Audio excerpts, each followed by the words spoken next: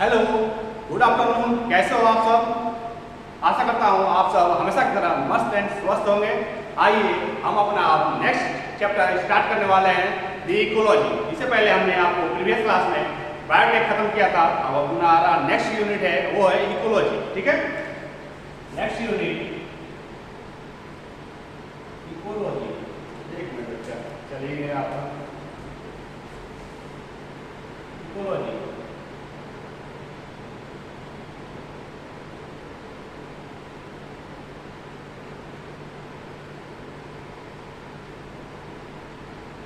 ठीक है बच्चे, हम पढ़ने वाले हैं इकोलॉजी। इकोलॉजी मीन्स आपको क्या समझ में आता है? Ecology means study of organism with interaction of study of organism with their surrounding और इन्वायरमेंट। किसी भी ऑर्गेनिज्म का यदि हम इंटरेक्शन को स्टडी करते हैं उसके सराउंडिंग से या इन्वायरमेंट से, उसके इंटर रिलेशनशिप को देखते हैं, वो होता है इकोलॉजी। इकोलॉजी जो टर्म है वो आया है दो वर्ड से मिलकर बना होता है। एक तो ऑइकस मीन्स होम और habitat and the second logos. Logos means study. तो आइए देखते हैं इकोलॉजी का derived from two words. Ecology term derived from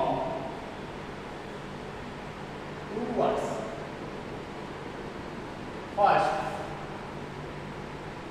oikos, oikos means home और habitat।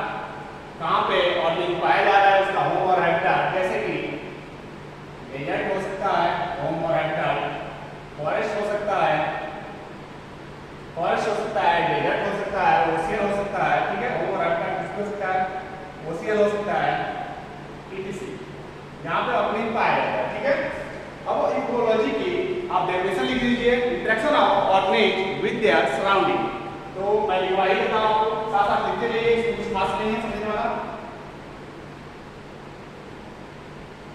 Ecology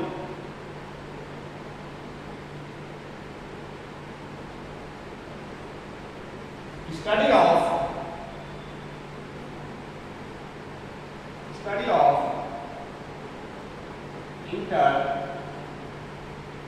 interaction and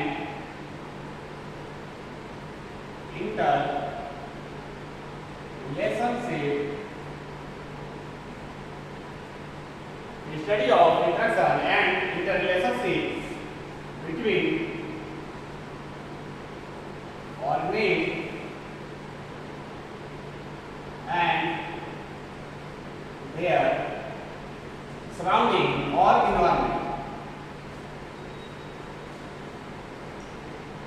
environment के साथ में इंटरेक्शन किसी ऑर्गेनिज्म का हम इकोलॉजी के अंदर देखते हैं। जैसे कि आप कोई एग्जांपल ले लेते हैं, जैसा कि कोई एग्जांपल है, ये कोई ऑर्गेनिज्म है, ऑर्गेनिज्म। ठीक है, ऑर्गेनिज्म आपको पता है बायोटिक होगा,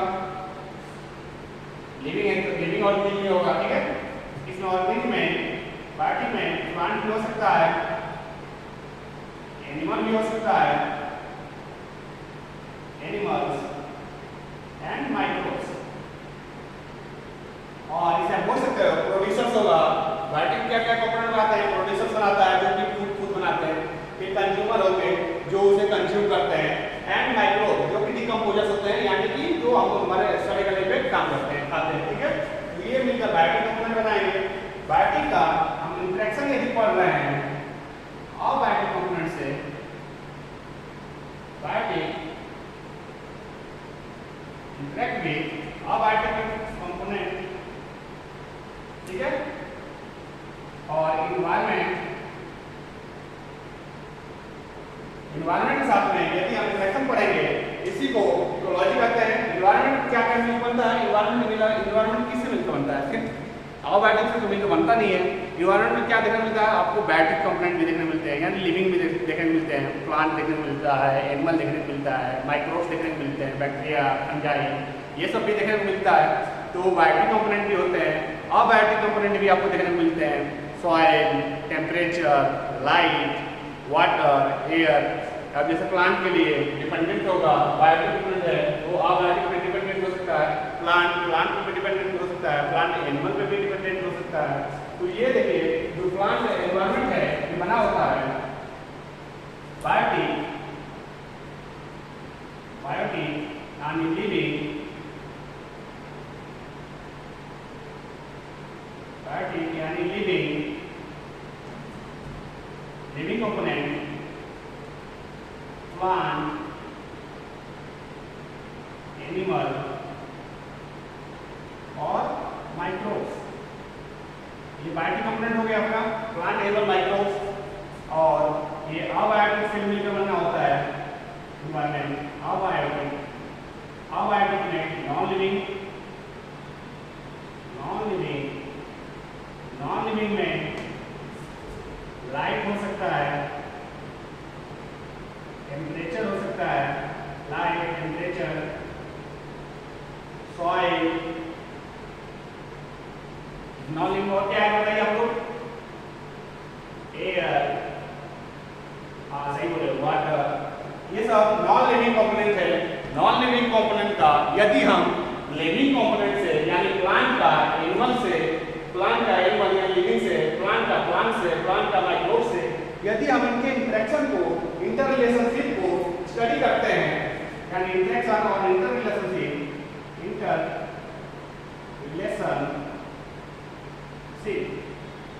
इनकी इंटर रिलेशनशिप और ऑर्गेनिज्म एंड एनवायरनमेंट की इंटर रिलेशनशिप को यदि हम स्टडी करते हैं वो होता है इकोलॉजी। उस स्टडी को हम इकोलॉजी कहते हैं, ठीक है। जैसे प्लांट के साथ में इंटरेक्शन, प्लांट के एनिमल साथ में, प्लांट का माइक्रोब्स के साथ में, प्लांट का लाइट के साथ में, लाइट का उपयोग करके प्लांट बनाता है अपना फूड फोटोसिंथेसिस के द्वारा।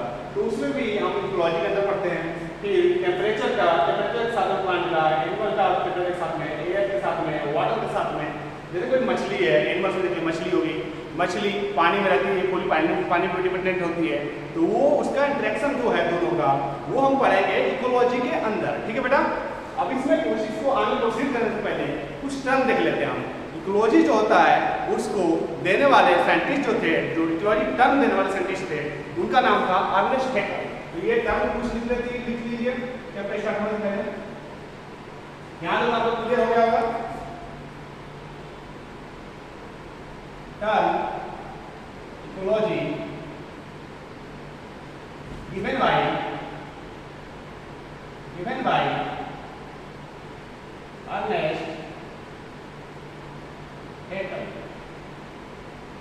अर्नेस्ट हैकेल थे, वो उन्होंने फर्स्ट टाइम इकोलॉजी टर्म को कॉइन किया था, यानी दिया था, ठीक है। इकोलॉजी टर्म को देने वाले थे। अब यहाँ पे आप लिख लीजिए father of ecology, father of ecology. Father of ecology हैं आपके writer, father of ecology writer. कभी कभी इनको टर्म इकोलॉजी में नहीं देखा जाता है क्योंकि फुली पोटेंशियल यानी इकोलॉजिकल स्टडी में पहली बार राइटर ने यूज किया था टर्म को इकोलॉजी को। लेकिन देने वाले जो थे अर्नेस्ट हैकेल थे, ठीक है। अब आता है father of Indian ecology, father of Indian ecology. Indian ecology professor Ramdev Mishra. तो फादर ऑफ इंडियन इकोलॉजी है वो प्रोफेसर रामदेव मिश्रा है। ये डाटा ये भी आपको याद होना चाहिए क्योंकि इससे भी क्वेश्चन आता रहता है अल्टरनेट ईयर में, ठीक है। ये स्टार्ट कर लीजिए आप तीनों पे, इन तीनों को पूछता ही रहता है, ठीक है। अब यहाँ से ऑर्गेनिक एंड एनवायरनमेंट का स्टडी करेंगे हम वन बाय वन करके। तो सबसे पहले आप देखेंगे इसके नेक्स्ट पार्ट में इकोलॉजिकल हायरार्की। इकोलॉजिकल हायरार्की में हम क्या पढ़ेंगे? सबसे पहले, इससे पहले हमने सेल बायोलॉजी पढ़ चुका था कि ऑर्गेनिज्म बनता कैसे है। तो सबसे बेसिक यूनिट जो होती है इकोलॉजी की वो ऑर्गेनिज्म होती है। ये ऑर्गेनिज्म बनती कैसी है? ऑर्गेनिज्म बनने के लिए मैक्रोमोलिक्यूल्स मिलके सेल बनाते हैं, सेल से टिश्यू बनता है, टिश्यू से ऑर्गन, ऑर्गन से organ system and organ system से ऑर्गेनिज्म। और प्लांट में तो आपको ऑर्गन सिस्टम नहीं देना होगा, ऑर्गन से ही ऑर्गेनिज्म बन जाता है, ठीक है। तो अब ये जो हमारा नेक्स्ट हम पढ़ने वाले हैं इकोलॉजी में ऑर्गेनिज्म के आगे का पढ़ेंगे हम, ठीक है। Ecological hierarchy, ecological hierarchy, ecological hierarchy, ठीक है। इकोलॉजिकल हायरार्की में सबसे बेसिक यूनिट जो होती है इकोलॉजी की, उसे ऑर्गेनिज्म बोलते हैं, ठीक है। ऑर्गेनिज्म जो होती है वो बेसिक यूनिट ऑफ इकोलॉजी है। मान लो कोई एक इंडिविजुअल है और ऑर्गेनिज्म है, ठीक है। ये ऑर्गेनिज्म जो होते हैं ये मिलकर बनाते हैं पॉपुलेशन। पॉपुलेशन बनाने के लिए क्या होगा कि सेम स्पीशीज के ऑर्गेनिज्म होंगे, सेम स्पीशीज के ऑर्गेनिज्म। मान लो ह्यूमन है, ह्यूमन के सारे ऑर्गेनिज्म पाए हैं, ठीक है। ये स्पीशीज हमने लिया था, ये ऑर्गेनिज्म था, इंडिविजुअल था, इसके जो ग्रुप में हमने देख लिया वो होगा ऑर्गेनिज्म, वो पॉपुलेशन हो जाएगा, पॉपुलेशन बनाएगा। ये लिख लीजिए इसके नीचे basic unit of ecology, basic unit of ecology, organism लिख लीजिए, यहाँ लीजिए organism of same species life in a particular area, किसी पार्टिकुलर एरिया में सेम स्पीशीज के ऑर्गेनिज्म रह रहे हैं, उसे हम पॉपुलेशन बोलते हैं। जैसे कि अभी हम कोटा में जो ऑर्गेनिज्म है वो सेम स्पीशीज की, यदि हम ह्यूमन के बारे में बात कर रहे हैं तो ह्यूमन जो होंगे वो एक पार्टिकुलर एरिया में रह रहे हैं, यानी कोटा में रह रहे हैं, तो वो जो होंगे वो पॉपुलेशन को क्रिएट कर रहे हैं, तो कोटा की पॉपुलेशन हो गई। तो यहाँ पे कई सारे ऑर्गेनिज्म मिलके, मैं हूँ और आप सब हो, आप सब पढ़ रहे हो, तो आप सब मिलके हम एक पॉपुलेशन बना रहे हैं। जैसे अभी यहाँ पे हम पढ़ा रहे हैं, यहाँ पे कैरियर पॉइंट में पढ़ा रहे हैं, तो कैरियर पॉइंट में हम यहाँ का पॉपुलेशन बना रहे हैं, ठीक है। आप सब मिलके एक पॉपुलेशन बना रहे हो, एक सेम एक पार्टिकुलर एरिया में मिलकर बना रहे हो, ठीक है। कई सारे ऑर्गेनिज्म, मैं हूँ, आप वो सब मिलकर एक मतलब सेम स्पीशीज हैं, आप भी होमो सेपियंस है, हम भी होमो सेपियंस हैं, तो होमो सेपियंस मिलकर कई सारे मतलब कि होमो सेपियंस मिलकर एक पार्टिकुलर एरिया में रह रहे हैं, तो उसे हम पॉपुलेशन कहेंगे, ठीक है। ये हो गया पॉपुलेशन। अब पॉपुलेशन के बाद में हम देखेंगे नेक्स्ट जो आएगा कम्युनिटी। इसमें क्या होगा कि डिफरेंट ग्रुप्स ऑफ ऑर्गेनिज्म पाए जाएंगे, ठीक है। डिफरेंट ग्रुप्स ऑफ ऑर्गेनिज्म, मान लो कोई ए स्पीशीज पाया जा रहा है, ह्यूमन सिखा रहे हैं, मान लो ह्यूमन को हमने मान रखा था ए स्पीशीज, तो ए स्पीशीज पाया जा रहा है। यहाँ पे कई प्रकार के स्पीशीज बनाए जाएंगे, एक्स वाई जेड स्पीशीज पाया जा रहा है। यहाँ एक्स एक्स हो गया, मान लो वाई हो गया, जेड हो गया। फिर यहाँ पे आपको 1 2 3 1 2 3 ये डिफरेंट स्पीशीज के और ऑर्गेनिज्म पाए जा रहे हैं इन ए पार्टिकुलर एरिया। यहाँ पे लिख लो आप different species live in particular area. और इसमें हम ये भी कह सकते हैं different population live in a particular area. Specific बोल सकते हो, डिफरेंट पॉपुलेशन बोल सकते हो, ठीक है। Different population live in particular area और different species live in a particular area, ठीक है। अब इसका नेक्स्ट जो आएगा कम्युनिटी के बाद में ये बनाएंगे इकोसिस्टम।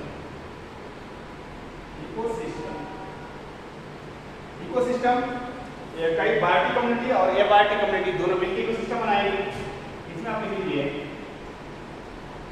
बायोटिक और अबायोटिक दोनों मिलकर इकोसिस्टम बनाएंगे। अब इनका जो इंटरेक्शन होगा, बायोटिक और अबायोटिक की इंटरेक्शन को ही ये फंडामेंटल स्ट्रक्चर्स बनाता है, ठीक है। इंटरेक्शन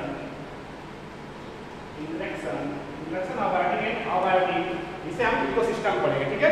इकोसिस्टम के बाद में लार्ज यूनिट होती है, वो होती है बायोम। बायोम होता है वो लार्ज इकोसिस्टम होता है, यानी जैसे ट्रॉपिकल रेन फॉरेस्ट हो गया, ओशियन हो गया, उसे हम बायोम बोलते हैं, ठीक है। इसका अपना एक इन्वायरमेंट होता है, बायोम का अपना ही इन्वायरमेंट होता है और लार्ज इकोसिस्टम इज बायोम, ठीक है। यहाँ पे जो large ecosystem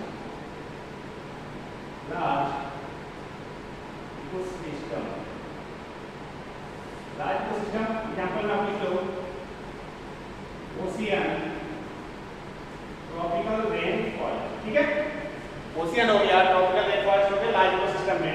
and next is biosphere.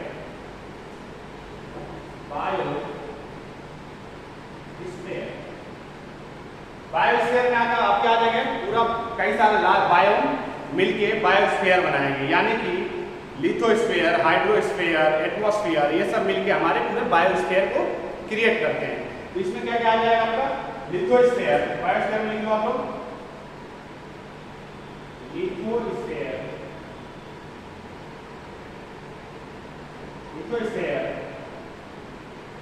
Hydrosphere and atmosphere, ये मिलकर हमारे बायोस्फीयर को बनाएंगे। ठीक है, एक और पॉइंट है जो कि लैंडस्केप है, तो इसमें इकोसिस्टम और बायो के बीच में लैंडस्केप दिया गया है, जो कि एनसीईआरटी ने तो मेंशन नहीं किया, लेकिन आपको इसके बारे में जानकारी होना चाहिए क्योंकि एक आध बार क्वेश्चन पूछ चुका है। तो यहाँ पे हो गया, हमें आप भी ऐसे निकाल देना लैंडस्केप। ये क्या है, पैचेज ऑफ इकोसिस्टम, छोटे छोटे इकोसिस्टम मिलके एक पैचेज में पैचेज फॉर्म में रहते हैं इन पर्टिकुलर एरिया में, और वो क्या कहते हैं, सराउंडेड होते हैं नेचुरल बाउंड्री से। वो नेचुरल बाउंड्री है, नेचर ने बाउंड्री बना लिया, कहीं मतलब क्या किया कि रिवर निकल गई और इधर के प्लांट अलग हो गए, नेचुरल बाउंड्री हो गई, कई सारे इकोसिस्टम उसके अंदर पाए जा रहे हैं। तो patches of ecosystem found in a particular area और surrounded by natural boundary is called landscape. तो इसे लिख लो आप, landscape surrounded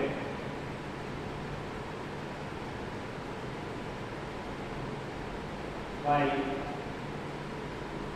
natural boundary. Natural boundary से सराउंडेड किया जाता है इसको। अब ये होता है पैचेज ऑफ इकोसिस्टम, यहाँ लिख लो आप, नहीं भूल जाओगे, patches of ecosystem, patches of ecosystem, यहाँ के एनसीईआरटी नहीं दिया इसको, लेकिन हम आपको मेन्यू डाल रहे हैं क्योंकि इससे क्वेश्चन भी आते हैं। Patches of ecosystem surrounded by natural boundary landscape, बस इतना काफी है लैंडस्केप के बारे में। ठीक है, एक बार इसको आप देख लीजिए।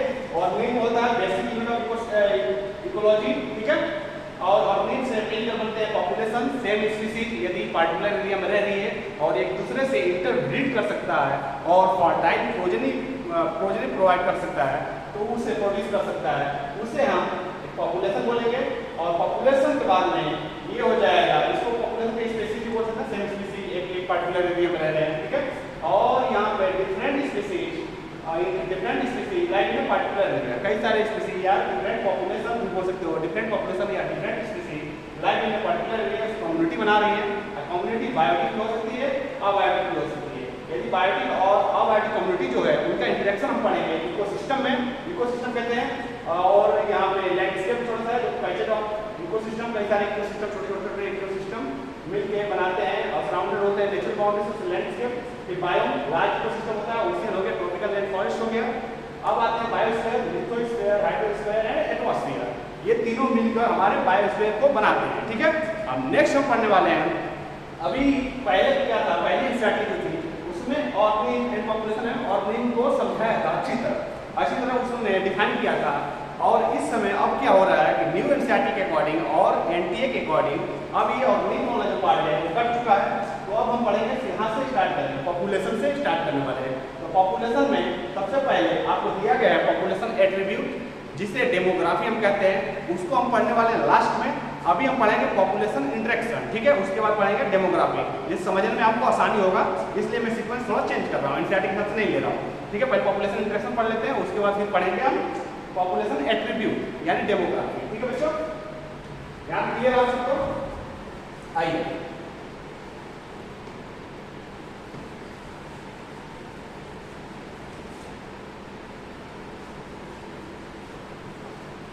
स्टार्ट करना है पॉपुलेशन और फिर कम्युनिटी बनेगी, कम्युनिटी इकोसिस्टम, फिर बायोटिक, बायोस्फीयर। तो अभी स्टार्ट करें पॉपुलेशन, क्योंकि ये एनसीईआरटी से कट चुका है और नहीं हुआ पार्ट। ठीक है, population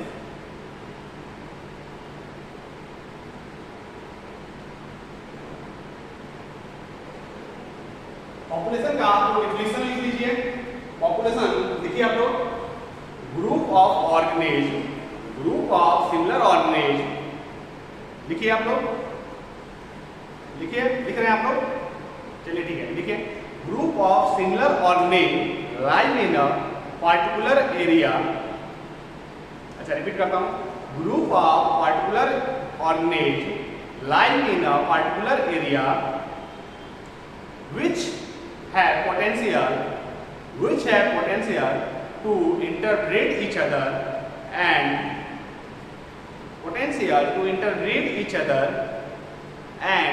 produce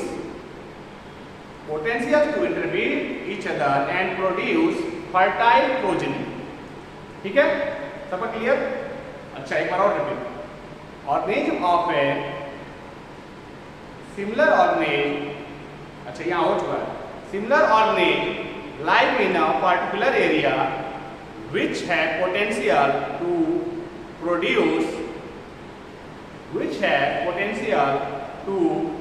produce fertile progeny, interbreed each other and potential to fertile progeny, ठीक है, यहाँ तो क्लियर है आप लोगों का definition?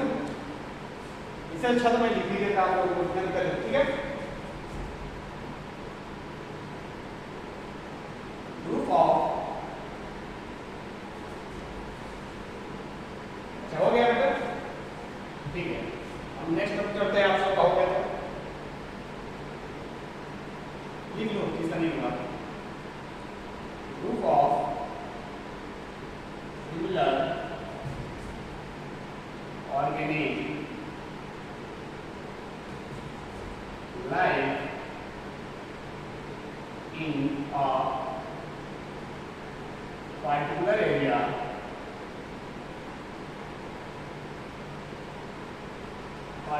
area which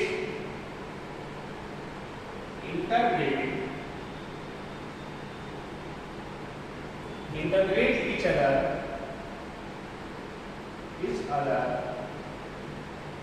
and produce, एक दूसरे के साथ में इंटरब्रीड कर ले और प्रोड्यूस करें फर्टाइल प्रोजेनी, जो प्रोजेनी होगी वो फर्टाइल होना चाहिए, फर्टाइल प्रोजेनी, ठीक है बच्चों, यहाँ तक क्लियर है? अब ये पॉपुलेशन आपको जान गए क्या था इसमें, सिमिलर ऑर्गेनिज्म होना चाहिए, यानी सेम स्पीशीज होना चाहिए और वो इंटरब्रीड कर सके, इंटरब्रीड करके प्रोड्यूस कर सके फर्टाइल प्रोजेनी, ठीक है, यहाँ तक क्लियर आप लोग? ठीक है, अब आते हैं हम पॉपुलेशन इंटरेक्शन,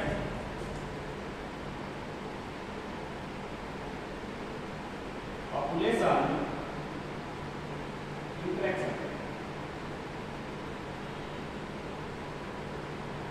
पॉपुलेशन इंटरेक्शन, ठीक है, पॉपुलेशन इंटरेक्शंस में हम देखेंगे कैसे एक ऑर्गेनिज्म दूसरे ऑर्गेनिज्म पे, एक स्पीशीज बी स्पीशीज से कैसे डिपेंडेंट है और ये कैसे एक दूसरे को बेनिफिटेड करते हैं, कैसे एक दूसरे को हार्म करते हैं, कैसे एक दूसरे पे अनइफेक्टेड है, ये हम देखने वाले हैं। तो पहले देखते हैं इसमें, पहला इंटर स्पीशीज, दो स्पीशीज के बीच में हम देखेंगे, इसे बोलेंगे inter species interaction, inter specific interaction, ठीक है बच्चों, ये जो इंटर स्पेसिफिक इंटरेक्शन है ये 3 प्रकार के होते हैं, ठीक है, 3 types of interaction,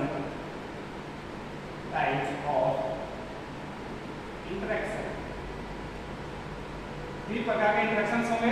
first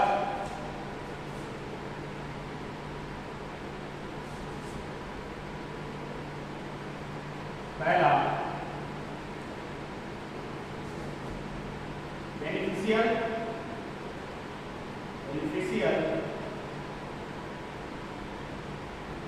interaction और इसे पॉजिटिव टाइप बोलेंगे, बेनिफिशियल और positive interaction.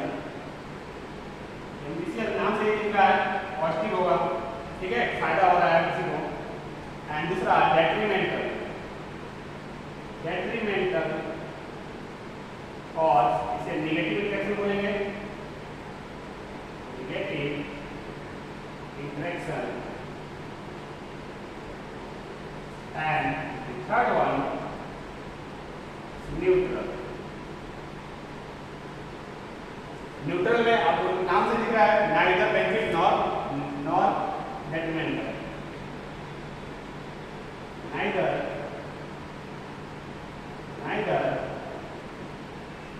Benefited nor harm. ना इससे कोई बेनिफिट हो रहा है, ना ही ये हार्म हो रहा है, ठीक है, ना इससे कोई हार्म हो रहा है। इसका सिंबल आप याद कर लो, बेनिफिशियल के लिए पॉजिटिव सिंबल यूज करेंगे हम, डेट्रिमेंटल के लिए नेगेटिव सिंबल, एंड जो अनअफेक्टेड है उसके लिए जीरो, ठीक है। ये हम फ्रैक्शन में यूज करने वाले हैं। अब नेक्स्ट ये फ्रैक्शन दिखाते हैं, पॉपुलेशन फ्रैक्शन एक टेबल बना लो, उसमें आपको क्लियर हो जाएगा, ठीक है।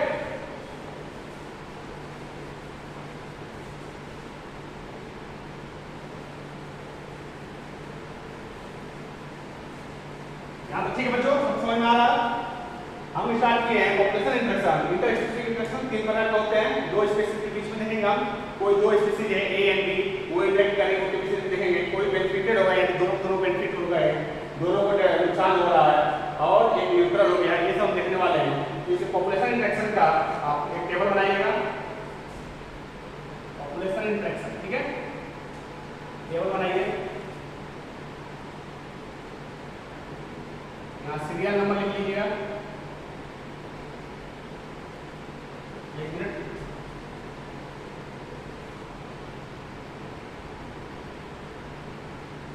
ये होगा सीरियल नंबर, ठीक है। यहाँ लिख लीजिए स्पीसीज ए, कोई स्पीसीज ए है,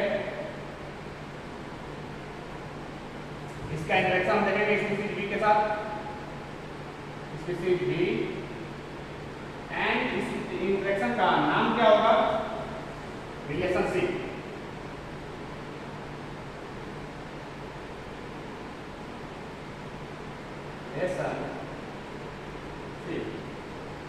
इनका रिलेशनशिप देखेंगे, ए से इंटरेक्ट कर रहा है तो क्या फायदा हो रहा है, उसका रिलेशनशिप का नाम क्या होगा, ए बी के साथ कर रहा है तो उसका नाम क्या होगा, ये हम देखेंगे वन बाय वन करके।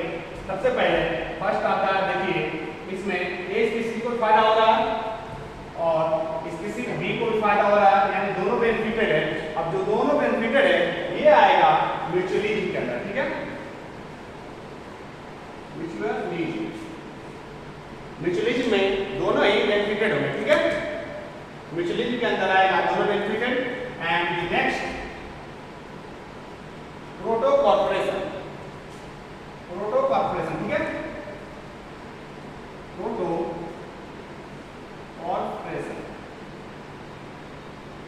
प्रोटोकॉर्पोरेशन में म्यूचुअलिज्म जो होता है उसको सिम्बायोसिस कहते हैं, क्योंकि उसे कोएवोल्यूशन होता है, साथ साथ जिएंगे साथ साथ मरेंगे, उनका होता है को एग्जिस्ट हो गए, पहले तो को इवॉल्व होंगे साथ में आएंगे, और को इवॉल्व होंगे, को एक्सटिंक्शन भी इनका होता है, ठीक है।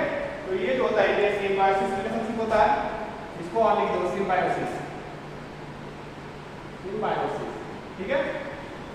ये होगा प्रोटोकॉर्पोरेशन क्या है, दोनों बेनिफिटेड है, लेकिन ऐसा नहीं है कि एक के जाने से दूसरों को इफेक्ट पड़ेगा, एक गया तो कोई और आक्रमण कर लेगा, ठीक है। दोनों अभी साथ में है, दोनों फायदा है। जैसे इसका एग्जांपल राइनोसोरस है, वो अपना मुंह खोल के बैठा होता है जबड़ा, उसके अंदर मतलब जबड़े में कीड़े पाए जाते हैं, उसको बर्ड्स आती है उसको खा लेती है। ऐसा तो है नहीं कि बर्ड्स नहीं आएंगे तो क्रोकोडाइल मर जाएगा, ऐसा भी नहीं है कि क्रोकोडाइल नहीं रहेगा तो बर्ड्स को खाना नहीं मिलेगा। तो ये दोनों पे प्रोटोकॉर्पोरेशन है। लेकिन म्यूचुअलिज्म का एग्जांपल अभी हम वन बाय वन जब इसको पढ़ाएंगे उसमें हम दिखाएंगे फिग और वास्प का जो रिलेशनशिप है। फिग अगर नहीं रहेगा, फिग ट्री को वास्प ही पॉलिनेट करती है, तो वास्प के बिना फिग ट्री नहीं अपना फ्रूट नहीं बना पाएगी, और फिग ट्री के बिना वास्प अपना अंडा नहीं दे पाएगी, और मतलब कि न्यूट्रिशन नहीं मिलेगा। तो उनका म्यूचुअलिज्म रिलेशनशिप होता है। थर्ड देखिए आप, थर्ड एक को प्लस दूसरे को माइनस, एक को फायदा हो रहा है और दूसरे को नुकसान हो रहा है, ये आएगा प्रीडेशन के अंदर, ठीक है। एक को फायदा है दूसरे को नुकसान, फिर नेक्स्ट एक को फायदा दूसरे को नुकसान, एक और इससे हो गया, उसमें होगा पैरासिटिज्म।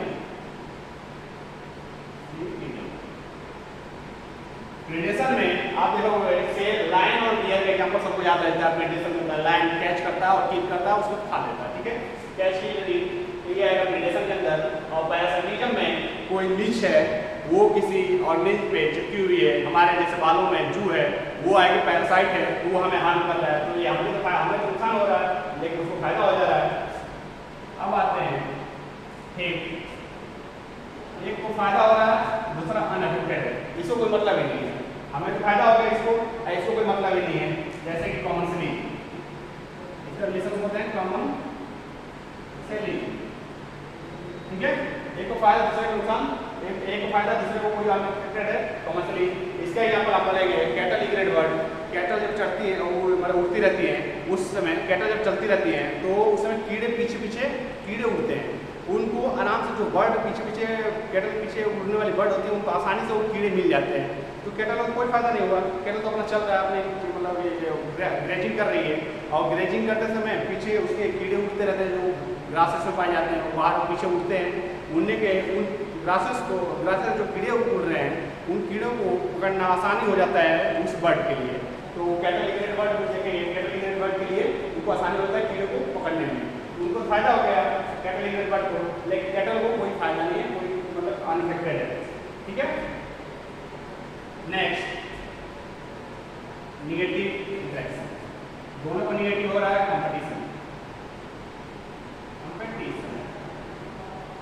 मतलब इसको भी हार्म हो रहा है, स्पीसीज ए को भी हार्म हो रहा है, स्पीसीज बी को भी हार्म हो रहा है, लेकिन इगोइस्टिक है कि हम तुम ना खाएंगे ना खाने देंगे, यानी दोनों नुकसान हो रहा है।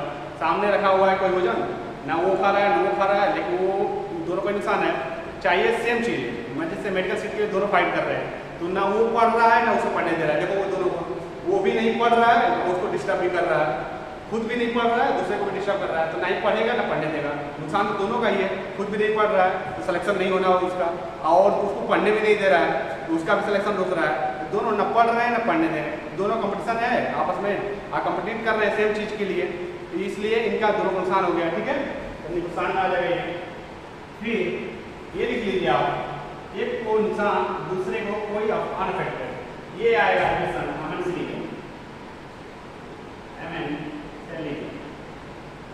एमेंसिलिज्म में ये क्या होगा, एक को तो हार्म हो जाएगा दूसरे को कोई फर्क नहीं पड़ता है। इसका एग्जांपल है सबसे अच्छा एंटीबायोटिक, एंटीबायोटिक तो हम बनाते हैं वो एमेंसिलिज्म पे ही बेस्ड होता है एमेंसिलिज्म पे।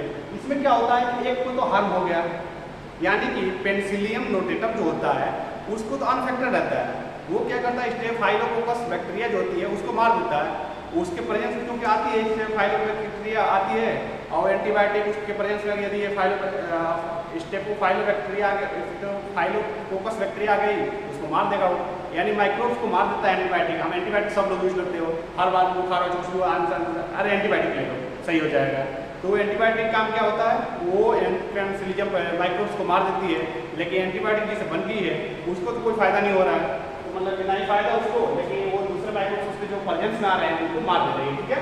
तो 1 बाय 1 करके अब हम देखेंगे एक एक करके इन सबको पढ़ने वाले हैं, एग्जांपल भी देखेंगे। सबसे पहले हम स्टार्ट करेंगे म्यूचुअलिटी से, फर्स्ट स्टार्ट करेंगे म्यूचुअलिटी, फिर प्रोटोकॉर्पोरेशन, फिर प्रीडेशन, फिर पैरासिटिज्म, काउंसिलिज्म, जैसे जैसे सीक्वेंस है इसी सीक्वेंस में हम सब आपको पढ़ाने वाले हैं, ठीक है। सबसे पहले स्टार्ट करते हैं म्यूचुअलिटी। यहाँ कोई दिक्कत नहीं है बेटा, टेबल बना लेना, इस टेबल से ही बहुत सारे क्वेश्चन आ जाता है।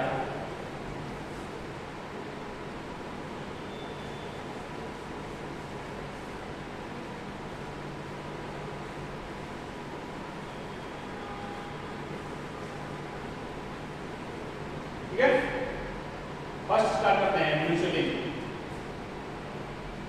फर्स्ट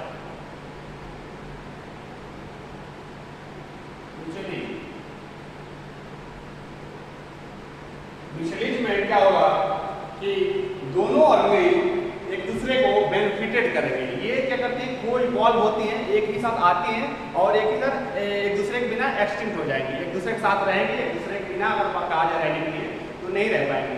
यदि एक स्पीशीज हटा दिया गया तो दूसरा ऑटोमेटिक उसके बिना मर जाएगी। तो ये को इवॉल्व एक साथ आई हैं और को एक्सटिंक्ट हो जाएंगे, मतलब एक ही साथ एक को हटा दिया दूसरा को ऑटोमेटिक हट जाएगी, मतलब खत्म हो जाएगी। इसमें क्या हो रहा है, इसमें both species benefited,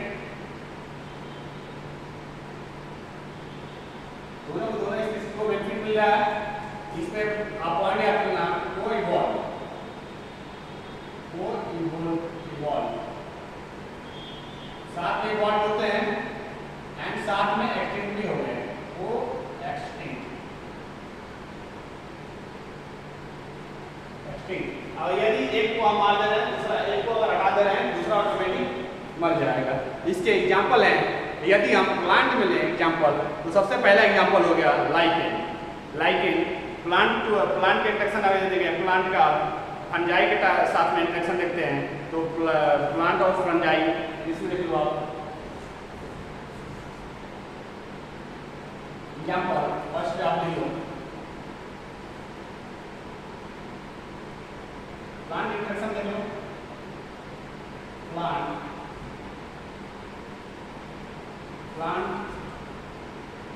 with fungi,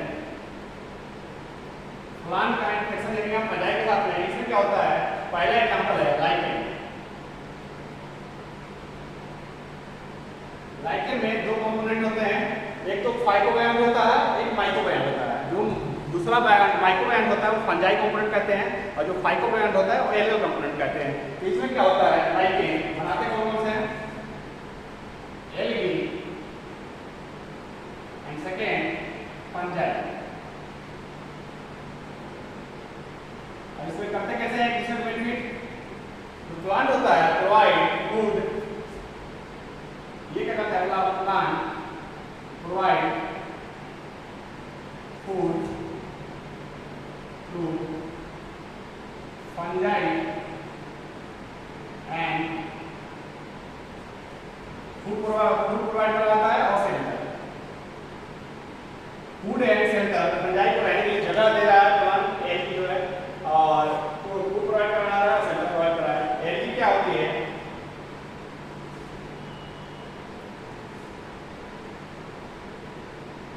और जो फंजाई होती है ये न्यूट्रिएंट्स प्रोवाइड करती है,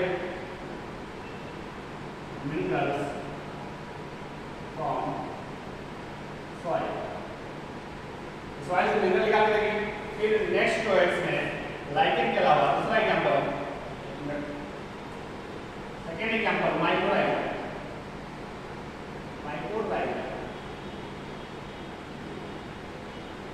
माइक्रोराइजा में क्या होता है कि रूट्स ऑफ हायर प्लांट, जैसे पाइनस है, आपने पढ़ा होगा प्लांट किंगडम में, पाइनस में रूट ऑफ जो हायर क्लास पाइनस होता है, उसके रूट्स में यही क्या करती है, एल्गी एसोसिएशन शो करती है, फंजाई जो है एसोसिएशन शो करती है, तो इसके रूट्स में पाई जाती है, और ये क्या करती है, मिनरल न्यूट्रिएंट्स को प्लांट को प्रोवाइड करती है। ठीक है, इसमें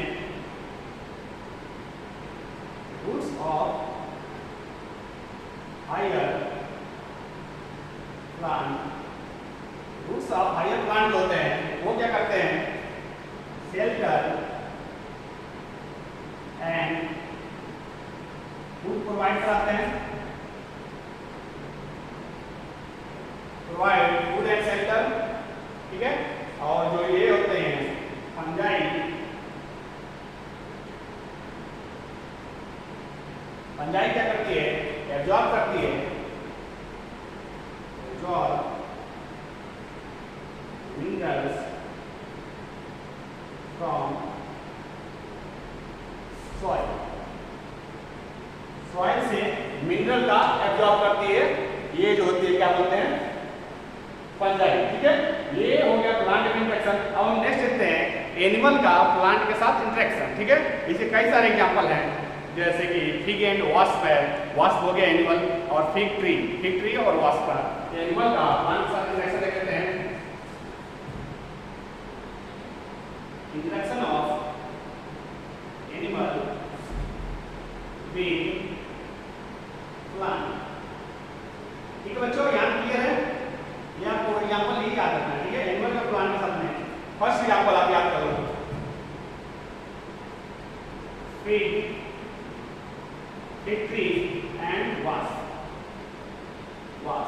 इन दोनों के बीच में इंट्रैक्शन है, और फिग क्या प्रोवाइड कराएगी, और वास्प क्या करेगा, जो फिग ट्री होती है वो क्या करती है, ईग लेने के लिए जगह देती है, किसको, वास्प को। वास्प क्या करती है कि ईग देने के लिए, मतलब अपने अंडे देने के लिए, ये कहाँ देती है, उसके इन्फ्लोरेसेंस में, जो फिग ट्री है, फिग ट्री के इन्फ्लोरेसेंस के अंदर जाके वो अंडे दे देती है, ठीक है। और उस समय क्या होता है, जब अंडे देने जाती है तो उस समय जब फिग ट्री पे बैठती है, इन्फ्लोरेसेंस पे बैठती है, तो ये पॉलिनेट कर देती है इन्फ्लोरेसेंस को, ठीक है। तो वहाँ से पॉलन उठाया है दूसरे ट्री से, उसको ले जाके दूसरे ट्री पे मतलब दूसरे जो इन्फ्लोरेसेंस है उस पर रख दिया, तो उसका पॉलिनेशन हो गया। तो यहाँ से तो पॉलन ले गई जिसके अंदर अंडा थी, फिर उसके बाद दूसरे पे जाकर बैठेगी दूसरे इन्फ्लोरेसेंस से, तो वहाँ पे वो पॉलिनेट हो जाएगा। तो यहाँ पे क्या फिग ट्री जो होती है वो प्रोवाइड कराती है इसको इगलिंग सरफेस और साथ में न्यूट्रिशन देती है इसके लार्वा को, जो वास्प का लार्वा होता है उसको न्यूट्रिशन प्रोवाइड कराती है, प्रोवाइड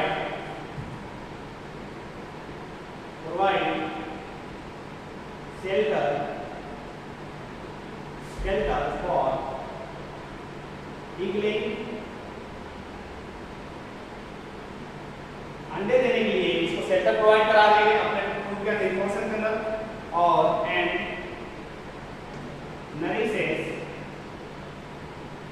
नरिश करती है and provide nutrition to developing larva.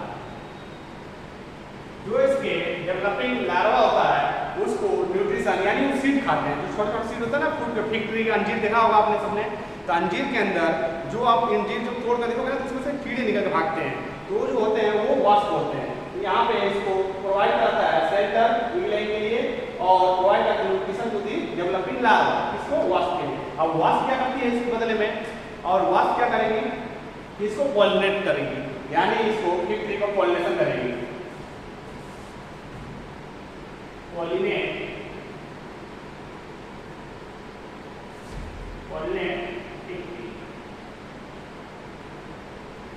Pollination का वास्प का हो गया, और ये उसके बदले में क्या कर रही है, शेल्टर दे रही है उसको अंडे देने के लिए, और साथ में न्यूट्रिशन प्रोवाइड कर रही है इगलिंग के लिए। देखो यहाँ पे मार्क नंबर देना आपकी, एंड न्यूट्रिशन प्रोवाइड कर रही है डेवलपिंग लार्वा, ठीक है। ये हो गया पॉलिनेट कर रहा है फिग ट्री को। इसका नेक्स्ट एग्जांपल है एक और एनिमल में, आप यहाँ पर लिख लीजिए। फर्स्ट एग्जांपल था चिकन वास्प,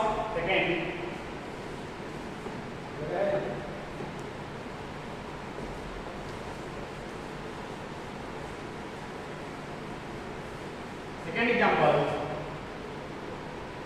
ठीक है, वास्प के बाद में सेकेंड एग्जांपल आप लीजिए ऑर्किड प्लांट एंड बम्बल बीज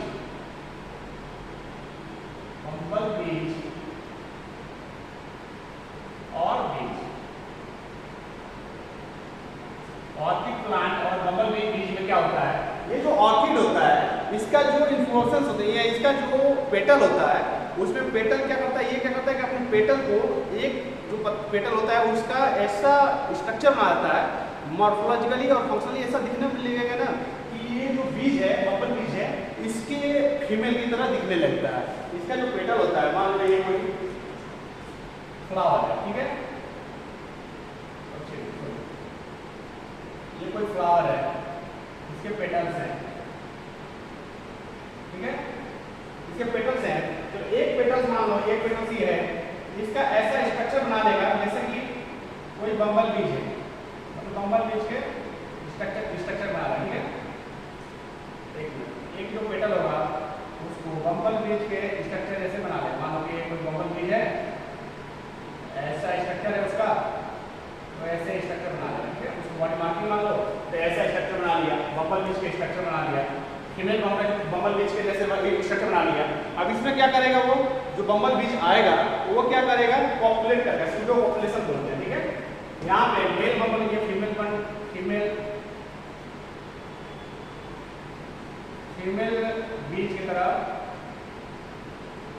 अपना स्ट्रक्चर बना रहा है, ठीक है, स्ट्रक्चर लाइक फीमेल बीज, स्ट्रक्चर लाइक फीमेल बीज। अब इसमें क्या करना है, मेल जो है, मेल जो बीज है, मेल बी है बम्बल बी, ये क्या करेगा, इसके आगे सूडो पॉपुलेट करेगा, pseudo populate,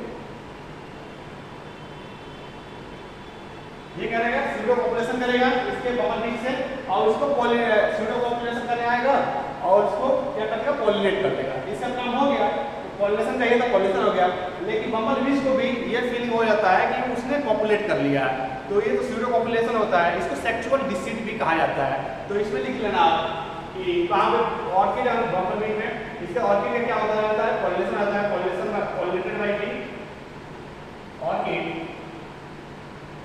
pollinated by bees, and इसको क्या मिल जाता है, स्यूडो पॉपुलेशन कर देता है। ठीक है, स्यूडो पॉपुलेशन, इसको लगता है पॉपुलेट कर लिया इसने,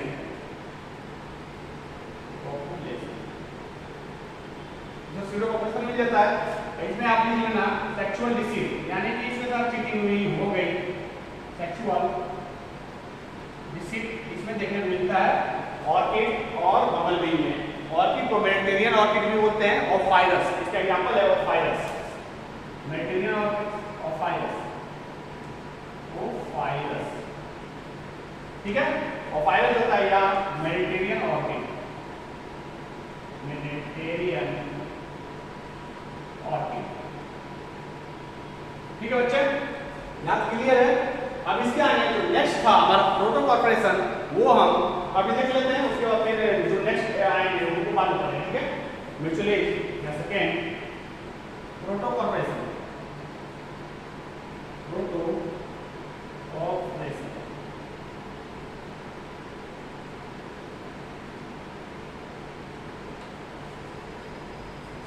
both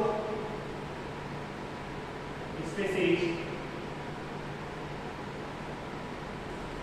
benefited, दोनों बेनिफिटेड हो गए। यहाँ बोथ बेनिफिटेड थे, लेकिन यहाँ था कोई बॉल था, कोई एक्सटिंक्शन था, लेकिन यहाँ पे एक दूसरे के बिना भी जिंदा रह सकते हैं।